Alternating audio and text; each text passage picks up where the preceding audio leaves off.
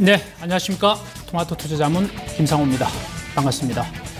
오늘 아마도 시장에서 가장 많이 언급된 단어 중 하나가 AIIB인 것 같습니다. 먼저 AIIB 가입 결정을 환영합니다.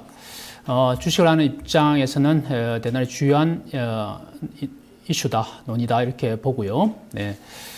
자, 자세한 얘기는 또 이슈에서 나누도록 하고 두 분 전문가 인사 나누겠습니다. 안녕하십니까? 예, 안녕하십니까? 안녕하십니까? 항상 우리나라를 보고 반도국가, 지정학적 리스크가 많은 나라 이렇게 이야기를 합니다. 또한 뭐 맞는 이야기죠. 주가는 아마 우리가 이제 섬나라지 않습니까? 지금 섬나라죠, 우리나라는. 북쪽으로 못 가니까.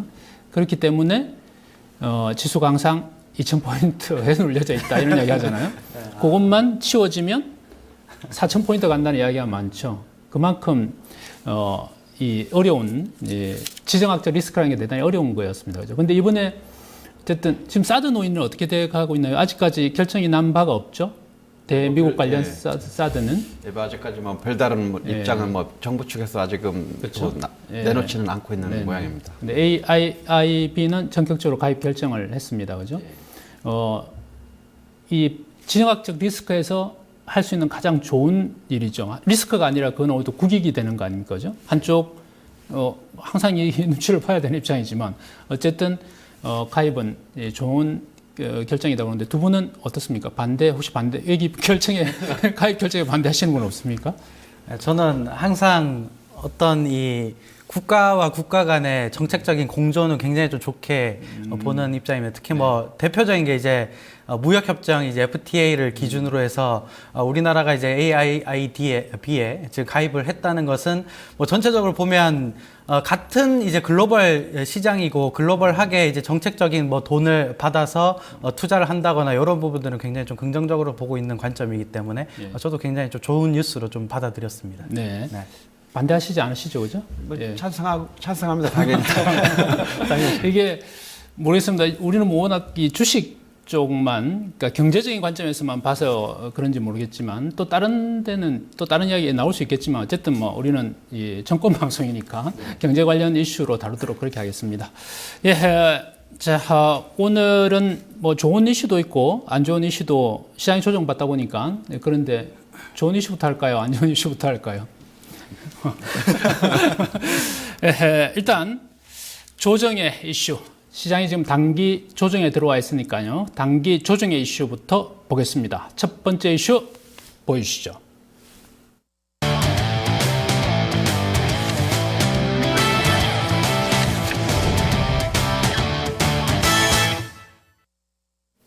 예, 주간 탑 이슈이네요. 제가 타이틀을 말씀 안 드리고 바로 들어왔네요. 예, 주간 탑 이슈 첫 번째 이슈 들어갑니다. 보여주시죠. 사우디 예멘 사태 단기 조정 빌미되나입니다. 예, 전반적으로 시장의 조정 뭐 지금 국내 정시뿐만 아니라 글로벌 정시, 특히 미국 정시를 필두로 이번 한 주 조정에 들어왔다 이렇게 보는 게 맞겠고요. 그나마 우리 정시는 대체적으로 선방하는 분위기긴 하다입니다. 다만 이 조정이 더 갈 것이냐의 부분은 실마리 조정의 빌미가 됐던 부분을 찾는 게 중요하겠죠. 그래서 그 사우디와 예멘 사태를 먼저 분석해 보도록 하겠습니다. 일단 사우디 연합군 또 예멘 반군 후티 포격 이게 어떤 이슈고 주가에 일단 어떤 영향을 끼칠 것인가가 중요한 것 같습니다. 먼저 배경을 이야기해 주시죠. 네, 우선은 뭐 아까도 이제 초반에 이제 지정학적 리스크에 대한 부분을 좀 설명을 해 주셨는데 우리나라도 이제 지정학적인 남북 관계가 있지만 그 중동 쪽에 이제 이슬람 국가들도 지정학적 리스크가 있습니다. 왜냐하면 파가 좀 나뉘게 됩니다. 이슬람 국가들은 이제 이슬람 어느 이 분을 모시느냐에 따라서 이 파가 약간 나뉘게 되는데 이제 시아투 알리를 좀 모시는 부분들은 이제 시아파라고 하고 그리고 이제 무아위야를 추종하는 사람들은 이제 수니파라고 하는데 순위파의 기반에 있는 게 이제 사우디, 특히 이제 가장 그 원유 생산을 가장 많이 하는 이제 순위파와 여기서 이제 반격을 좀 한 게 이제 시아파로 좀 반격을 했다라고 뉴스가 굉장히 좀 많이 나오는데 이쪽에 이제 예멘이 가지고 있는 예멘이 어떻게 보면 이제 장악하고 있는 부분들이 이제 시아파가 되는데 이쪽이 이제 사우디 쪽에서 이제 지상군을 예멘 쪽으로 출격을 좀 시키면서 여기에 대한 지정학적 리스크가 단기적으로 좀 불어인 것 같은데 전체적으로 이제 사우디가 예멘 쪽과 이 바로 밑에 밀접해 있는 국가이기 때문에 예멘이 굉장히 좀 중요한 그 원유 생산 기지에서는 굉장히 좀 중요한 입구를 담당하게 됩니다. 왜냐하면 사우디나 중동 국가들이 이제 서양으로 이제 그 원유를 수출하게 될 때 그 길목에 있는 해협을 가지고 있는 게 예멘 국가이기 때문에 이 여기서 지정학적 리스크가 발생을 하게 되면 중동길에서 이제 서양으로 넘어가는 원유 수출길이 일부 좀 차단이 될 수 있기 때문에 이쪽에 대한 부분들이 좀 우려가 되고 있다. 좀 이렇게 보시면 되겠고 그래서 전체적으로 이렇게 이제 중동 국가들의 이 지정학적 이 내전 같은 게 계속적으로 좀 이루어지게 된다면 유가 같은 경우는 지금 재고치가 사상 최대치를 좀 기록할 만큼 계속 쌓여 있는데도 불구하고 유가가 좀 상승하는 부분들이 좀 시장에서 나왔기 때문에 이러한 유가 변동성의 불확실성이 좀 노출될 수 있다. 좀 이렇게 보셔야 될 것 같습니다. 네. WTI 선물이 급등을 했습니다. 5% 급등을 했잖아요. 그럼 이제 유가 불안을 여실히 이제 반영을 하는 것인데요. 이게 추가적으로 주가에 더 악영향을 끼칠지 그 부분을 한번 이야기해 주시죠. 일단 뭐 단기적으로 유가가 갑자기 막 급등했습니다만 이 유가 자체가 막 계속해서 뭐 급등하리라고는 보여지지가 않습니다. 왜냐하면 이 자체가 지금 현재 뭐 사우디와 뭐 예멘 그리고 뭐 예멘의 지금 배후라고 할까? 배후로 좀 그 사우디가 지목하는 나라가 이제 이란이죠. 이란과 이제 이라크, 사우디와 이란 대결 양상으로까지 뭐 극한으로까지는 아직은 뭐 가지는 않을 것 같고 그런 상황이기 때문에 이것이 뭐 계속해서 급등할 것 같지는 않습니다. 특히 또 예멘 쪽에서 그 생산하는 그런 뭐 석유 자체는 뭐 거의 뭐 사우디나 이런 쪽에 비하면 아주 좀 미미한 상황이고 우리도 역시 중동 쪽에서 많이 저 원유를 수입하고 있습니다만은 예멘에서 또 갖고 있는 그 수입하는 양은 뭐 거의 전무한 상태이기 때문에 크게 좀 영향은 없을 것 같고 단지 이것을 빌미로 해가지고 마침 그 세계 시장이라든지 아니면 우리 증시에서도 역시 마치 잠시 좀 올라가는 특히 뭐 코스닥 같은 경우도 많이 좀 올라오는데 그런 올라가는 지점에서 뭐 잠시 쉬어가는 그런 핑계거리 뭐라고 할까?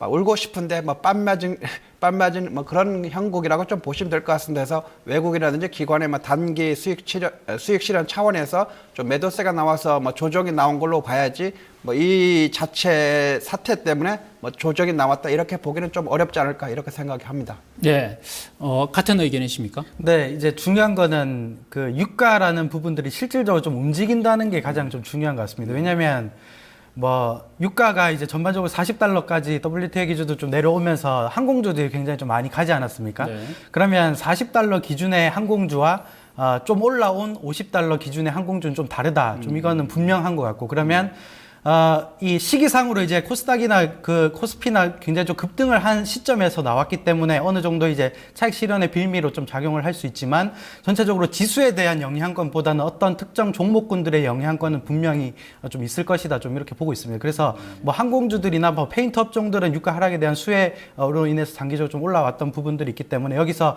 유가가 밑에서 조금씩 꿈틀거리게 된다면 실질적으로 이익에 대한 포전은 조금 작아질 수 있다. 좀 이거는 확실히 좀 봐야 될 것 같습니다. 네. 네.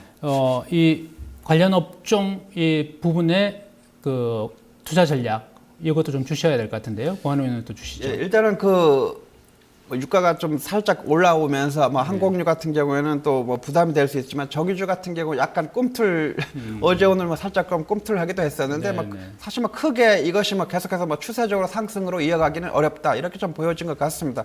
그리고 역시 뭐 국내 증시 영향력 자체도 그 자체라도 상당히 미미한 수준이다. 뭐 거의 지금 현재 뭐 투자자들 입장에서는 뭐 이런 일이 있었나 뭐 이렇게 또 생각하시는 분도 계시고 상당히 좀 아직은 우리 증시에 직접적인 영향을 미치기는 어렵다. 뭐 그렇게 좀 보시고 뭐 크게 이슈로 삼지는 않으셨으면 좋겠습니다. 저는.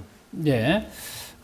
그렇다면 아울러 시장에 그러면은 이 외에 지금 어차피 어쨌든 조정에 들어와 있는 거잖아요. 국내 시장으로 좀 접근해 보겠습니다. 글로벌 시장 일단 자체하고 그렇다면 이 외에 조정의 빌미가 되고 있는 또 다른 이슈들이 있나요?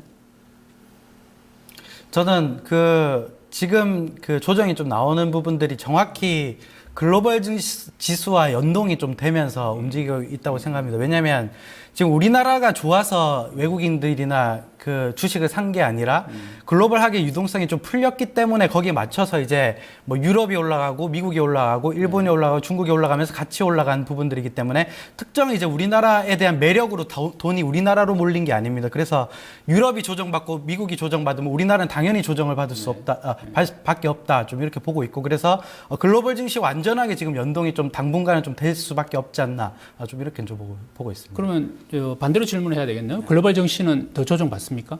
네, 글로벌 증시는 전 충분히 조정받는다고 봅니다. 좀 더 조정받는다. 네. 그럼 우리 국내 증시 조정받는다는 논리네요? 네.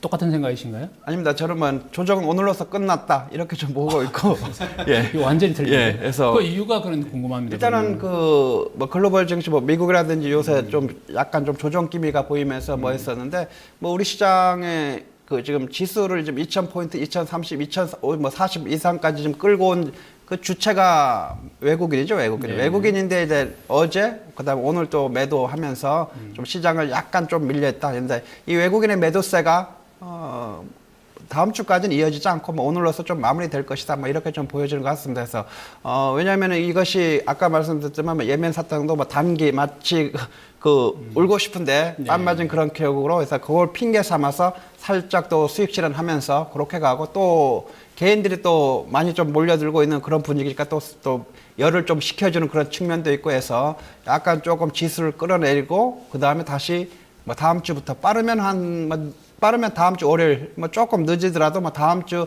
뭐 주중 주 후반부터는 뭐 정상적인 상승세로 갈 것이다 이렇게 보여주고 있습니다. 우리 시장 자체가 외국이라든지 이쪽에는 뭐 작년 이전부터 많이 올랐는데 우리 시장은 이제야 시작하고 있기 때문에 이 상승의 시작은 그렇게 쉽게 사그러들지가 않습니다. 그래서 코스닥 같은 경우에도 600, 610, 200, 620, 뭐 630, 650까지 갔습니다만 640까지 내려왔으면 이것이 뭐 다시 뭐 600으로 아니면 그 밑으로 급격하게 내려온다 이렇게 보여지지 않고 이미 상승 추세가 형성이 됐기 때문에 어느 정도 지금 우리가 2015년 1월, 2월, 3월 이제 3개월 지났습니다. 3개월 동안 추세가 진행되고 끝나는 것기는 그렇게 짧게 끝나는 추세는 이제까지 뭐 봐본 적이 없고 이것은 조금 더 이제 뭐 4월이라든지 이제까지 조금 더 시간이 연장될 것이다 이런 측면에서 본다고 하면은 뭐 코스피도 그렇고 코스닥도 아마 다음 주 중으로 아마 좋은 상승의 모습 내지 반등의 모습을 분명히 보여질 것이다 이렇게 생각합니다.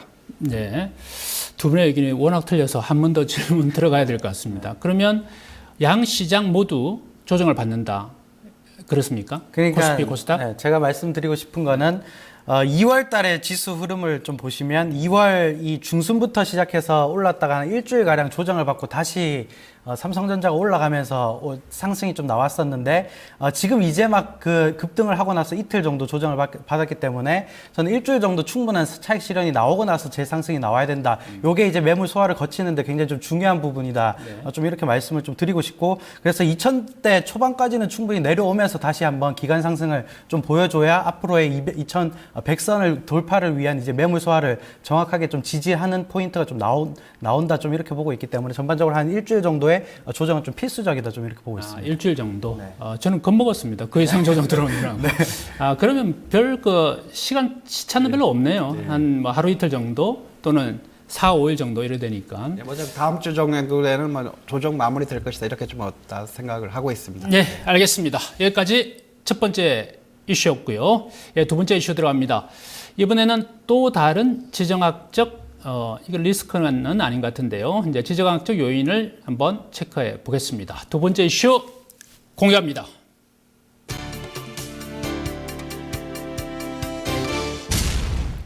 한국 AIIB 참여 최종 결정. 우리가 서두에서도 이 부분을 가지고 문을 열었습니다. 근데 조금 더 깊이 있게 분명히 이에 대한 또 관련 이슈들 또는 업종들 나올 수 있고 향후 종목들까지 나올 가능성이 대단히 높다 이렇게 판단을 하고요. 우선 한국이 뭐 전격적이지는 않지만 예상보다 좀 빠르게 참여를 하게 됐다 이렇게 보여지는데요. 배경과 의의 한번 먼저 짚어 주시죠. 고강현 의원님께서 먼저 짚어 주시겠습니까? 일단은 그 지금 현재 2015년 입장에서 이렇게 본다고 하면 이제 중국하고 이제 미국하고는 이제 가히 지금 전 세계적인 좀 사실 뭐 패권 싸움 하고 있는 국가들 아닙니까? 그래서 그동안은 미국이 세계 질서를 뭐 주도했던 데 반해서 이제 중국은 이제 신흥으로 이제 다크호스로 이제 커오면서 이제 G2로 이제 성장하는 그런 상황인데요. 그동안에 이제 미국이라든지 일본 쪽에서 주도하는 뭐 세계은행이라든지 뭐 아시아개발은행 이쪽은 거의 서방 세계가 이제 중심되기 때문에 사실 중국의 입김이라고 할까 영향력이 작용하기가 상당히 좀 힘들었던 그런 상황이었습니다. 이것을 이제 아시아권역을 중심으로 해서 이제 미국이라든지 일본이 주도하는 그런 세계은행이라든지 또 그런 그 아시아개발은행 이쪽에 좀 대응하기 위해서 중국이 AIAB를 이제 창립하게 됐는데 이제 이런 측면에서 본다고 하면 앞으로도 좀 더 이제 아시아권이 유럽과 같은 그런 EU 이런 경제 공동체로 하나에 또 갈 수도 있는 그런 초석이 또 되는 것 같이 그렇게 좀 될 수 있을 것 같습니다. 그래서 문제는 뭐냐면 우리가 이제 바로 이제 거의 창립 회원으로 이제 참여를 하게 됐는데 이것은 뭐 다른 것보다도 이제 그 인프라 시장에서 우리가 또 얻을 것이 그만큼 많은 거기 때문에 경제적 실리를 좀 추구하기 위해서 좀 참여했다 이렇게 좀 보여지겠습니다. 특히 이제 최근에 뭐 미국과 우리나라 사이는 또 사드와 관련해서 여러 가지 또 뭐 정치적인 아니면은 뭐 군사적인 뭐 논의점이 있음에도 불구하고 경제적 실익을 찾기 위해서 이제 이쪽으로 이제 참여하게 됐다는 것은 아주 막 긍정적이고요. 우리가 지금 역시 또 아시아권에서 우리나라 또 역할을 또 제 역할을 좀 찾아가고 있다. 뭐 이렇게 일단 보여지는 것 같습니다. 네. 자, AIIB가 나아가야 될 방향, 향후의 관점, 같이 짚어주시죠. 네, 그 아시아 인프라 투자은행이 이제 앞으로 어떤 역할을 좀 해야 하는가가 가장 중요한 것 같습니다. 제가 항상 그 말씀드리고 있는 부분들이 이제 시장에 어떻게 보면 성장할 만한 이제 동력이 좀 없다라는 부분들을 많이 말씀을 좀 드리는데 1990년대에 이제 미국 쪽에서 IT 붐이 좀 일어나면서 대폭적인 성장이 한번 나왔었을 시기가 좀 있었고 2000년대에도 이제 중국이 인프라 투자를 하게 되면서 여기에 대한 붐이 일어나면서 예전에 뭐 철강 화학주들이 굉장히 좀 날아갔었던 시절이 좀 있었는데 이제 앞으로 이 투자가 어디로 들어갈 것인가에 대한 부분의 고민이 굉장히 좀 많았을 겁니다. 왜냐하면 이 아시아 인프라 투자은행이 설립되는 시점의 시초가 어떻게 됐냐면 그 시진핑 그 국가주석과 이제 인도네시아 대통령이 만나서 한 이제 협의이기 때문에 이런 부분들이 이제 중국과 인도 같은 경우는 가장 인프라 투자를 가장 많이 해야 되는 국가이기 때문에 그러한 이 두 국가가 만나서 시작된 초입에 이제 아시아 국가들이 굉장히 좀 많이 같이 참여를 하게 되면서 앞으로 이제 아시아 쪽에 인프라를 어디로 좀 더 구축해 나가고 어디로 더 파이가 커져 나갈 것인가에 대한 고민을 앞으로 좀 해야 되기 때문에 이 부분들이 가장 앞으로 좀 숙제가 될 것이다 좀 이렇게 보고 있고 특히나 이제 예전에도 그랬듯이 항상 이제 저성장 국면으로 좀 들어가게 되면 유럽도 그렇고 미국도 그렇고 항상 이러한 투자은행 같은 걸 만들었었습니다. 근데 실질적으로 유럽 같은 경우 유로존 같은 경우도 예전에 한번 구상을 했었던 적이 있는데 실패로 좀 돌아간 기억이 있기 때문에 실질적으로 이제 어떻게 계획을 쌓고 어떻게 실질적인 실행을 좀 옮기느냐가 앞으로 가장 좀 중요한 부분이지 않을까 좀 이렇게 좀 보고 있습니다. 네, 타이밍상 본다면 우리나라한테는 결국 나쁘지 않다 이렇게 보여집니다, 그죠? 네. 최근에 이슈가 뭐 경제가 살아나지 못하고 일본처럼 디플레이션 우려가 있다, 뭐 이런 이야기들이 나오니까 저성장 국면에 들어갔다 우리나라도 이렇게 봐야 되는 것인데 그 관련해서 인프라 투자가 아시아 쪽에 진행된다면 우리한테는 결코 나쁠 리가 없죠. 한번 이야기했듯이 큰 흐름상. 예전 IT 붐처럼 큰 흐름상 우리가 실리를 추구할 수 있다 이렇게 보는데요. 자, 우리나라가 실질적으로 경제적 실익을 취할 수 있는 것 무엇이라고 보십니까? 일단 지금 그 아시아개발은행에서 그 아시아 쪽의 그 인프라 시설 그 투자 수요를 본다고 하면 지금 현재 2015년부터 2020년 이제 앞으로 한 5년간인데 매년마다 한 7,300억 달러의 그런 수요가 있다 이렇게 좀 보여요. 근데 사실 이런 수요는 있음에도 불구하고 지금 현재 자금 공급을 하든지 이것은 현재 좀 미미한 상황입니다. 그러면서 이제 AIAB가 이제 창립되면서 그쪽에서 이제 좀 인프라 쪽에 좀 집중적으로 투자를 하겠다 이렇게 좀 보여질 것 같고요. 특히 아시아 지역은 이제 인구가 상당히 많죠. 다른 지역에 비해서 특히 좀 인구라든지 아니면은 그다음에 빠른 현재 도시화가 진행되고 있고 교역이라든지 이제 뭐 유통 쪽에 좀 가파르게 또 확대되고 있기 때문에 뭐 도로라든지 항구 아니면은 뭐 공항 이런 것 에너지 부분 이쪽에 이제 기반 시설에 대한 투자가 앞으로 좀 막대하게 좀 이루어질 것으로 좀 보여지기 때문에요. 특히 우리 관련돼서는 또 이런 쪽에서 대형 건설사가 이제 또 많이 있기 때문에 직접적인 또 수혜를 좀 입을 것으로 좀 보여지고 있는 그런 상황입니다. 그 다음에 그 밖에 뭐 여러 가지 뭐 건설, 뭐 교통 이런 쪽에 전부 다 총체적으로 들어갔기 때문에 물론 지금 아직 이제 시작 단계고 이제 아직 뭐 그 초기 단계이기 때문에 조금 더 이제 시간은 걸리겠습니다만 우리나라가 결코 이쪽에서 참여하는 거에서는 우리 경제에서 분명히 긍정적인 영향을 미칠 것이다 이렇게 좀 보여집니다. 예. 뭐 이 규모 등 구체적인 좀 이야기들이 나온 게 있나요? 네, 아까 말씀하셨듯이 이제 뭐 규모 자체는 연간으로 보면 그 한 780억 달러 정도의 이제 인프라 수요가 있다고 하는데 그건 이제 예상치인 거고 실질적으로 이제 어떻게 해 나가야 되는 부분들인데 과거 이제 인프라 투자가 좀 들어갈 수 있는 부분들이 이 아시아 국가와 이제 서양 국가들을 좀 연결시킬 수 있는 인프라 투자가 가장 앞으로 좀 유망하다고 좀 합니다. 그 부분들을 이 예전에 뭐 초원길이나 비단길 예전에 그런 부분들 라인 자체에 이제 철도를 깔 수도 있고 이런 수요는 충분히 나올 수가 있기 때문에 그렇게 깔게 되면 이제 연결고리가 좀 생기면서 그 이후에 이제 파급 효과가 좀 생겨버리기 때문에 그런 부분들 좀 중장기적으로 굉장히 좀 호황이 좀 나중에 가능하지 않을까 좀 이렇게 보고 있습니다. 예. 네. 오늘 혹시 시장에서 뭐 관련주들 들썩인 게 있었나요? 오늘은 제가 보기에는 없었던 것 같습니다. 예, 오늘은 좀 시장이 좀 조정을 받아서 그런지 좀 조용한 움직임을 모든 보였습니다. 종목군들이 아마 조정을 받았거든요. 예. 예, 그렇다면 이제 향후 건설, 통신, 교통 업종, 관련 업종 이렇게 봐야 되겠네요. 뭐 그렇다면 중장인 사실 이 큰 이슈가 나오면 좀 들썩들썩해야 될 텐데 그죠? 좀 중장기적 관점에서 봐야 되는 건가요? 관련 업종들 어떻게 보십니까? 예, 일단은 뭐 아까 말씀드렸던 이제 뭐 직접적으로 이제 뭐 건설하고 그다음에 통신, 교통 이쪽 쪽에만 특별히 관심 있고 특히 지금 이 AIAB죠 이제 발음하기 좀 어려운데 이 시진핑이 이제 추구하는 바가 바로 지금 이 1대1로라고 마치 그 하나로 이제 아시안을 하나로 묶겠다는 것인데 아까 뭐 서두에도 말씀드렸습니다만은 이제 서방 세계의 미국, 그 다음에 아시아를 중심으로 하는 이제 중국, 이제 한마디로 이제 속된 말로 하면 자기 세상을 만들겠다. 이렇게도 좀 사실 극단적으로 생각할 수가 있는 그런 상황이기 때문에 우리가 그런 점 일단은 유념은 해둬야 될 것 같습니다. 그렇지만 경제적인 그런 인프라 측면에서 우리가 또 우리 시장에서 우리가 또 적극적으로 참여할 수 있는 기회를 가질 수가 있고요. 그 다음에 우리 쪽은 이쪽 뭐 건설도 그렇고 뭐 교통, 통신 이쪽은 또 우리나라가 또 강한 분야이기 때문에 뭐 특히 또 수혜를 입을 것으로 좀 보여집니다. 네, 알겠습니다. 여기까지 두 번째 이슈였고요. 네, 세 번째 이슈 들어가겠습니다. 세 번째 이슈를 보여주시죠.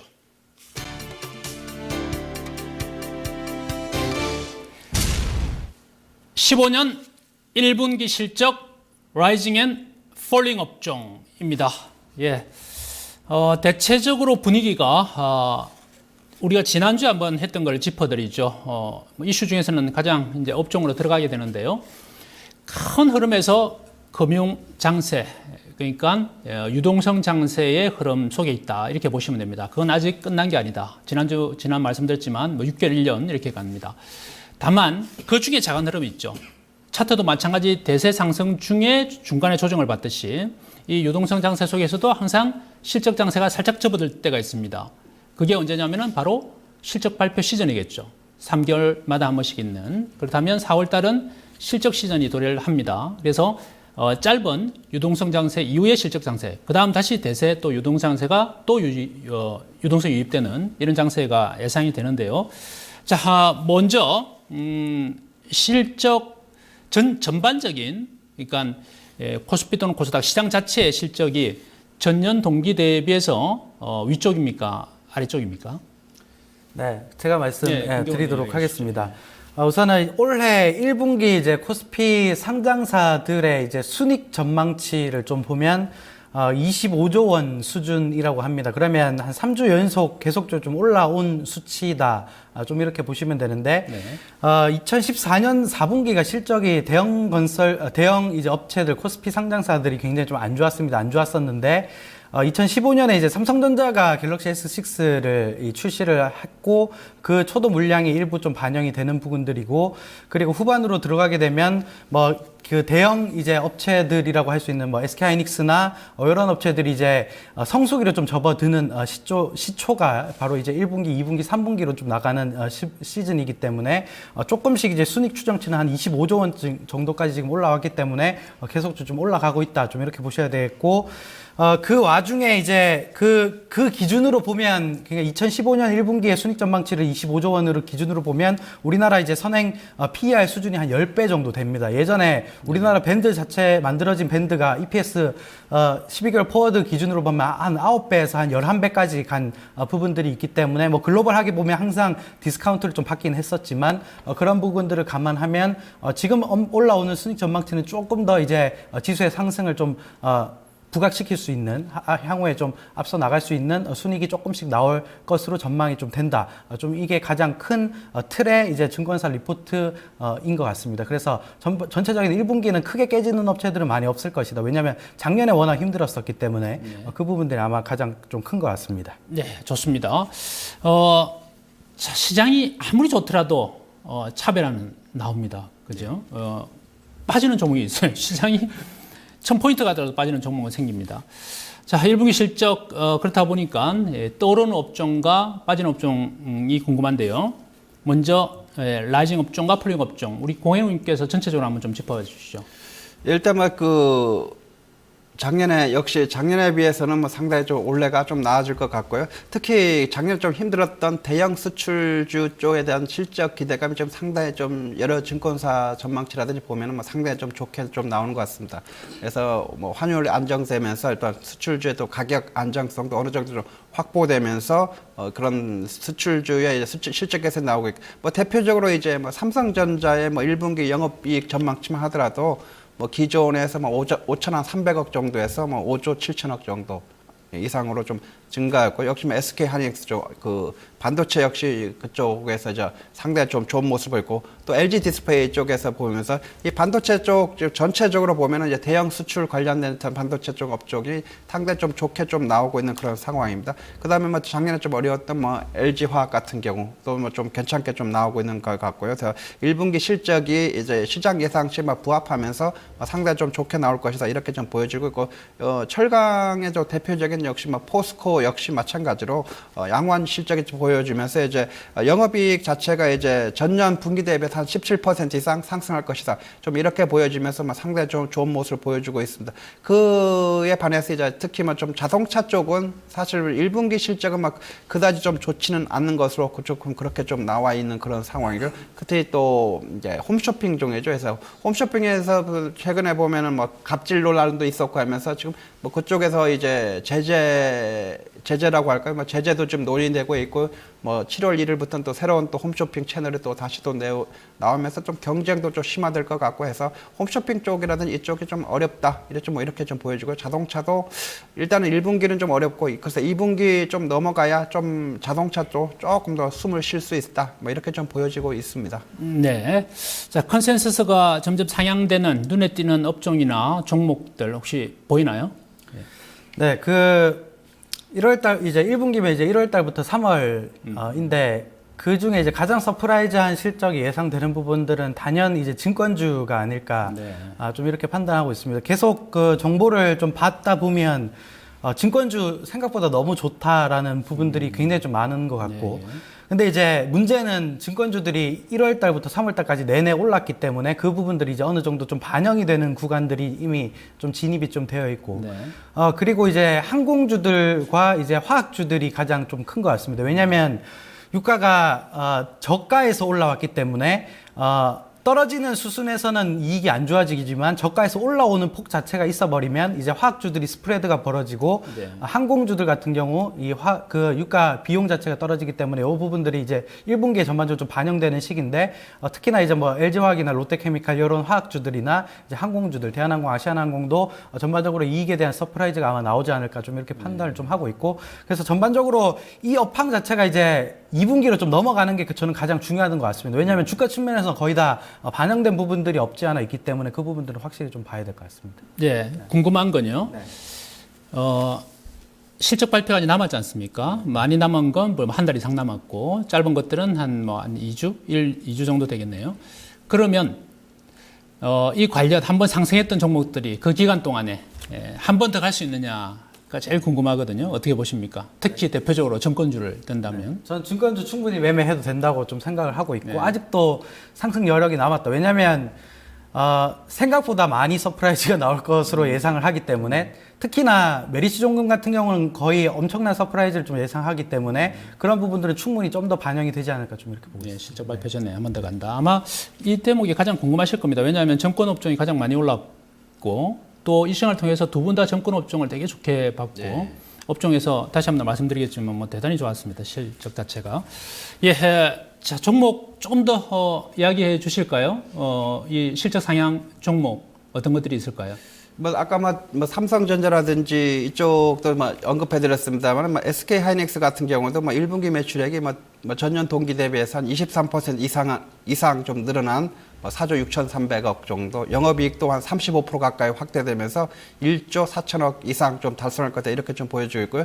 특히 이제 저는 SK 하이닉스가 지금 많이 내려와 있는 자리죠. 많이 내려와 있는 자리이기 때문에 좀 바로 또 접근하기에도 좀 괜찮은 자리다 이렇게 좀 보여드리고 있습니다. 뭐 최근에 조금 또 바닥권에서 좀 올라오고는 있습니다만은 해서 한번 조금 이제 저점권에서 충분히 좀 관심 있게 좀 봐볼 만한 종목이 이쪽 SK 하이닉스다 뭐 이렇게 좀 보고 있습니다. 다른 대형주 중에서는 저는 SK 하이닉스를 뭐 좋게 보고 있는데 LG 디스플레이 같은 경우에도 뭐 그 매출액도 역시 전년 동기 대비해서 30% 이상 그 영업이익도 한 뭐 470% 가까이 좀 아주 대폭적인 상승이 좀 나올 것이다 이렇게 보여지고 있고요. 뭐 LG화학, 포스코 이런 종목들이 거의 다 지금 현재 상당히 뭐 두 자릿수 이상의 뭐 성장이 나올 것이다 이렇게 좀 보여주고 있기 때문에 상당히 좀 좋게 좀 보여지고 있는 것 같습니다. 특히 최근에 또 많이 올랐던 이제 중소형주라고 할까요? 좀 개별주 영역에서는 또 화장품 쪽 업종이 뭐 상당히 좀 좋게 나온 것 같습니다. 그래서 최근에도 뭐 계속해서 상승세가 좀 나오고 있고요. 뭐 대표적으로 뭐 아모레퍼시픽 또 LG 생활건강 이런 종목이 있습니다. 계속적인 상승이 나오는 것은 이것은 뭐 작년 같은 경우에는 뭐 화장품 업종에 물론 중국 요코어 관련해서 이제 중국 소비 섹터로 이렇게 그 단순하게 좀 테마성으로 좀 치부되는 측면이 있었습니다만 단순히 테마로 이렇게 상승할 수는 없는 것입니다. 이것은 실적이 동반되고 있고 화장품은 이제 중국이 특히 많이 소비를 하고 있는데 우리 시장에서 이제 상품이 많이 팔리는 것은 다른 것이 아니라 뭐 유럽이라든지 일본 제품에 비해서는 좀 가격 자체가 좀 저렴한 편입니다. 그러면서도 품질은 고품질을 갖고 있기 때문에 인기가 있을 수밖에 없고 이것이 계속해서 나간다고 하면은 계속해서 왜냐하면 화장품 한 번 쓰기 시작하면 이걸 계속 쓰게 될 수밖에 없는 것이고 화장품 쓰다가 안 쓰진 않죠. 그래서 더 많이 쓰고 더 고급 제품을 선호하기 때문에 우리 시장에서 특히 화장품 쪽은 앞으로도 계속해서 갈 수밖에 없는 것이고 물론 올라가는 종목을 뭐 무작정 또 추격 매수하시면 또 다치니까요. 또 충분히 조정을 받을 때 그때 한번 좀 접근하셔야 될 거. 이미 크게 오른 종목보다는 아직 덜 오른 종목 내지는 아직 뭐 충분히 조정권에 있는 종목 그쪽에 그런 쪽으로 좀 관심을 가져야 되겠습니다. 예, 대체적으로 말씀을 들어보니까 IT, 디스플레이, 또 정권, 또 화장품 이렇게 나오네요. 예, 관련해서 참고로 보시고 한 번 더 상승이 남아있는 업종군의 종목들이 분명히 있다. 이게 가장 중요한 대목인 것 같습니다. 예, 여기까지 주간 탑 이슈였습니다.